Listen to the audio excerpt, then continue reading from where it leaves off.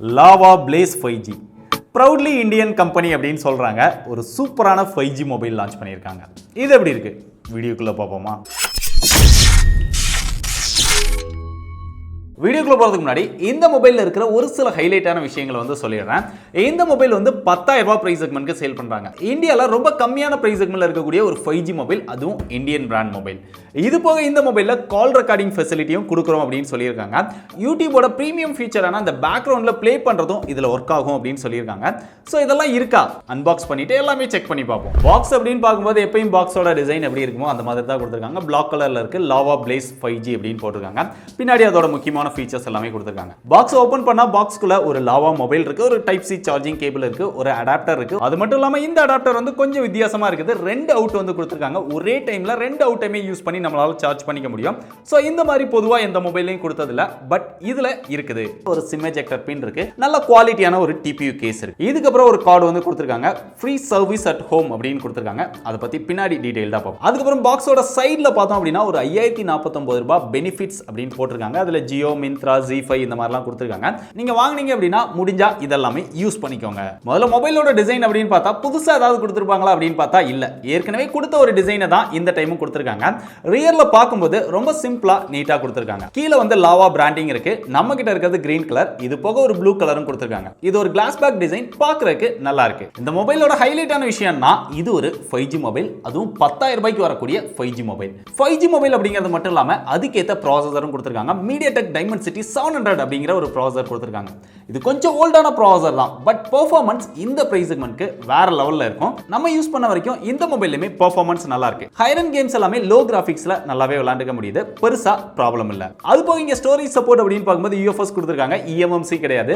128 GB storage கொடுத்திருக்காங்க. RAM அப்படின்னு பார்த்தா 4 GB RAM இருக்கு, இது போக விர்ச்சுவல் RAM-உம் இருக்கு. சோ ஓவராலா பெர்ஃபார்மன்ஸ்க்கு சூப்பரான மொபைல். இது 5G மொபைல் அப்படினோனே எல்லாருக்குமே வரக்கூடிய கேள்வி என்ன, எத்தனை 5G பேண்ட் சப்போர்ட் இருக்கு, இந்தியால இருக்கிற எல்லா பேண்டுமே சப்போர்ட் பண்ணுமா அப்படின்னு கேட்பீங்க. இது 5G மொபைல் அப்படிங்கறத விட 5G ரெடி மொபைல் அப்படின்னு சொல்லலாம். இந்தியால இருக்கக்கூடிய எல்லா பேண்டுமே இதுல சப்போர்ட் பண்ணும்.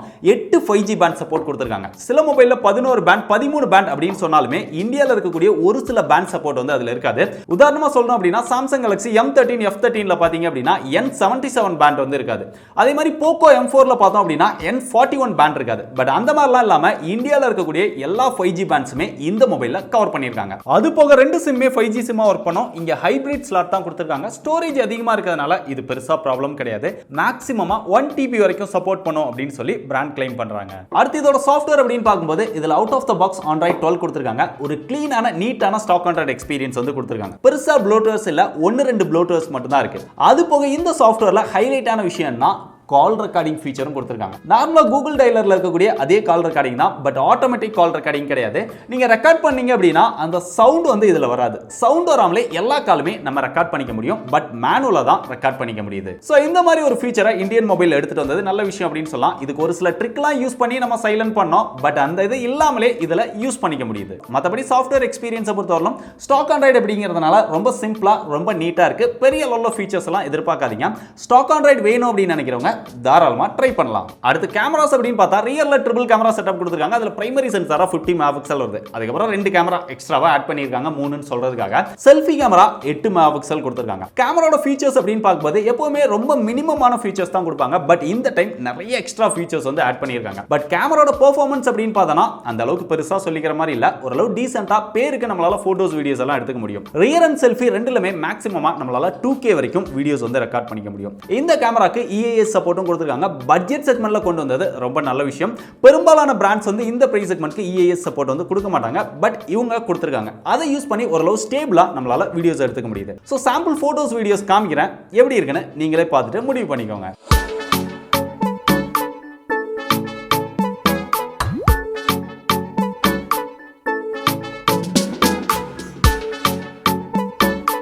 அடுத்து டிஸ்ப்ளே அப்படின்னு பார்க்கும்போது இங்க 6.5 இன்ச்ல HD+ டிஸ்ப்ளே வந்து கொடுத்திருக்காங்க. 90 Hz ரெஃப்ரெஷ் ரேட்டோட வருது. டிஸ்ப்ளேயோட எக்ஸ்பீரியன்ஸ் ஓரளவு டீசென்ட்டா இருக்கு, பெரிய அளவுல எதிர்பார்க்க வேண்டாம். இன்டோர்ல யூஸ் பண்ணும்போது ஓரளவு கலர்ஃபுல்லா நல்ல பிரைட்டா நம்மளால யூஸ் பண்ணிக்க முடியுது.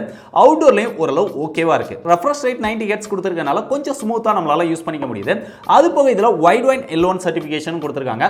சோ OTT பிளாட்ஃபார்ம்ஸ்ல நல்ல குவாலிட்டியா வீடியோஸ் பார்க்கணும் அப்படின்னு நினைச்சீங்கனாலும் இந்த டிஸ்ப்ளே ஓகேவா இருக்கு. இதோட மியூசிக் எக்ஸ்பீரியன்ஸ்க்காக ஒரே ஒரு ஸ்பீக்கர் தான் கொடுத்திருக்காங்க, அதுவும் பாட்டம்ல கொடுத்திருக்காங்க. நல்லா லவுடா நல்லா கிளியரா கேட்க முடியுது. அதுவும் ஓரளவு ஓகேவா இருக்கு. அது போக அப்படியே பக்கத்துல பார்த்தோம் அப்படின்னா சார்ஜிங் போர்ட் இருக்கு, ஒரு மைக் இருக்கு, ஒரு 3.5 mm ஜாக் இருக்கு. லெஃப்ட் சைடுல இங்க வால்யூம் அப் டவுன் பட்டன் கொடுத்திருக்காங்க. பொதுவா ரைட் சைடுல தான் இருக்கும். இதுல லெஃப்ட் சைடுல வந்து கொண்டு வந்துட்டாங்க. அதுக்கு மேலே சிம் ஸ்லாட் வந்துருது. ரைட் சைடுல பவர் பட்டனோட ஃபிங்கர் பிரிண்ட் சென்சாரும் வந்துருது. ஃபிங்கர் பிரிண்ட் சென்சார் அக்யூரேட்டா ஃபாஸ்டா இருக்கு. கடைசியா பேட்டரி, இதுல 5000 mAh பேட்டரி கெபாசிட்டி கொடுத்திருக்காங்க. அது போக 15 வாட் ஃபாஸ்ட் சார்ஜிங் சப்போர்ட்டும் கொடுத்திருக்காங்க. பாக்ஸ்க்குள்ளே அடாப்டரும் கொடுத்திருக்காங்க. அதை நம்ம ரொம்ப அழுத்தி சொல்ல வேண்டியிருக்கு. ஏன்னா ஒரு சில மாடல்ல கொடுக்கறது இல்ல. இதை யூஸ் பண்ணி சார்ஜ் பண்ணும்போது ஒரு 2.5 மணி நேரத்துக்கு மேல ஆயிடுது. இந்த பிரைஸ் செக்மெண்ட்க்கு நிறைய பிராண்ட் வந்து 10 வாட்டும் கொடுக்குறாங்க, 33 வாட்டும் கொடுக்குறாங்க. பட் 15 வாட் ஓரளவு ஓகேவா இருக்கு. 18 வாட் கொடுத்திருந்தாங்க அப்படின்னா இன்னும் கொஞ்சம் பெட்டரா இருந்திருக்கும். பேட்டரியோட பெர்ஃபார்மன்ஸ் நல்லா இருக்குது, பெருசா குறை சொல்ற அளவுக்கு இல்ல. இங்க 5000 mAh பேட்டரி கெபாசிட்டி தான் கொடுத்திருக்காங்க. இருந்தாலும் மொபைலோட வெயிட் அப்படின்னு பார்க்கும்போது 205 கிராமுக்கு மேல வந்துருது.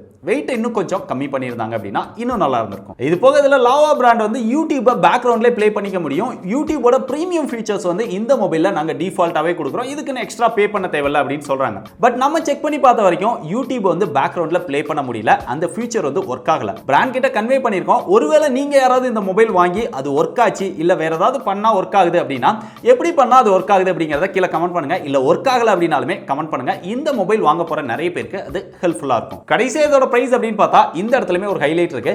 நார்மலா இந்த பிரைஸ் செக்மென்ட்க்கு பார்த்தா 4+64 இல்ல 3+64 இந்த மாதிரி தான் எல்லா மொபைலுமே சேல் பண்ணுவாங்க. பட் இந்த மொபைல்ல பார்த்தோம் அப்படின்னா 4+128 கொடுக்குறாங்க. ஆமாங்க, இதோட ஸ்டோரேஜ் வந்து ரொம்ப ரொம்ப அதிகம். 128 GB இருக்கு. சோ இந்த அளவுக்கு அதிகமான ஸ்டோரேஜோட ஒரு நல்ல பெர்ஃபார்மன்ஸோட இருக்கக்கூடிய இந்த மொபைலோட பிரைஸ் நான் ஏற்கனவே நிறைய டைம் சொன்னேன், 10,000 ரூபாய் பிரைஸ் செக்மென்ட்க்கு சேல் பண்றாங்க. இது ஸ்டாக் இருக்கிற வரைக்கும் இந்த பிரைஸ் சேல் பண்ணுவாங்களாம். அந்த ஸ்டாக் முடிஞ்சதுக்கு அப்புறம் இதோட பிரைஸ் வந்து 11,000 ரூபாய்க்கு சேல் பண்ணுவோம் அப்படின்னு சொல்றாங்க. 11,000 ரூபாய் அப்படின்னு பார்க்கும்போது மத்த காம்படிட்டர் மொபைல்லமே இதே மாதிரி ஸ்பெக்ஸோட தான் 11,000 ரூபாய், 12,000 ரூபாய், 12,500 ரூபாய்க்கு சேல் பண்றாங்க. பட் 11,000 ரூபாய்க்கு கீழ ஆஃபர்ல கிடைச்சாலுமே நார்மல் செல்லிங் பிரைஸ்ல யாருமே சேல் பண்ணல. சோ அப்படி பார்க்கும்போது 10,000 ரூபாய்க்கு இந்த மொபைல் ட்ரை பண்ணீங்க அப்படின்னா நல்ல பெர்ஃபார்மன்ஸோட ஒரு நல்ல 5G மொபைல், கேமரா டீசென்ட்டா இருக்கு, டிஸ்ப்ளே ஓகேவா இருக்கு, பேட்டரியும் நல்லா இருக்கு. சோ நான் சொன்ன விஷயங்கள்லாம் உங்களுக்கு ஓகேவா இருந்ததுன்னா ட்ரை பண்ணி பார்க்கலாம். இது போக இதுல கால் ரெக்கார்டிங் ஃபீச்சர் இருக்கு. ஏற்கனவே சொன்ன மாதிரி ஃப்ரீயா வீட்டுக்கு வந்து சர்வீஸ் பண்ணி தருவாங்க. அதாவது வீட்டுக்கு வர்றதுக்கான சார்ஜஸ் மட்டும் கிடையாது. நார்மலா நீங்க சர்வீஸ் சென்டர்ல போய் என்ன சார்ஜஸ் வருமோ அதே சார்ஜஸ் தான் வீட்டுக்கு வந்து பண்ணாலும் அந்த சார்ஜஸ் மட்டும் வரும். வீட்டுக்கு வரதுக்குன்னு எக்ஸ்ட்ரா எதுவும் சார்ஜ் பண்ண மாட்டாங்க. சோ இப்போ நான் சொன்னதெல்லாம் உங்களுக்கு ஓகேவா இருந்தது அப்படின்னா தாராளமா ட்ரை பண்ணி பாருங்க. பெஸ்ட் பை லிங்க் டிஸ்கிரிப்ஷன்ல கொடுத்திருக்கேன்.